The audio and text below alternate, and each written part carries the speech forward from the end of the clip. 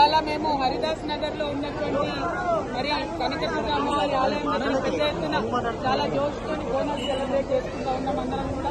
మరి అందరికీ కూడా ఈ సందర్భంగా నేను గుర్తు చేస్తా ఉన్నాను, టీఆర్ఎస్ ప్రభుత్వం ఉన్నప్పుడు, కేసీఆర్ గారు గవర్నమెంట్ లో ఉన్నప్పుడు చిన్న చిన్న ఆలయాలకు కూడా బోనస్ పండుగకి లైటింగ్ కోసము, కలర్ల కోసము, సెలబ్రేషన్ కోసము, అమ్మవారికి పట్టు వస్త్రాల కోసము ప్రభుత్వం నుంచి డబ్బులు ఇచ్చినటువంటి పరిస్థితి ఉండే. ఇవాళ ఆ పరిస్థితి లేకపోవడం బాధాకరం. అయినప్పటికీ ప్రజలందరూ ఒక్క దగ్గరకు వచ్చి ఇంత పెద్ద ఎత్తున పండుగను సెలబ్రేట్ చేయడం చాలా సంతోషంగా ఉంది.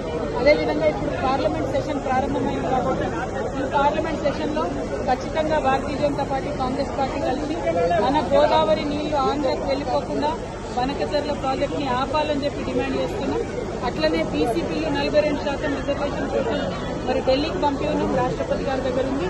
దాన్ని కూడా తొందరగా ఒత్తిడి చేసి రాహుల్ గాంధీ గారు మాట్లాడి, ప్రియాంక గాంధీ గారు మాట్లాడి, సోనియా గాంధీ గారు తెలంగాణ బీసీ పక్షాన పార్లమెంట్ లో గలం వినిపించి బీజేపీపై ఒత్తిడి తీసుకొచ్చి బిల్లు పాస్ చేయాలని డిమాండ్ చేస్తున్నారు.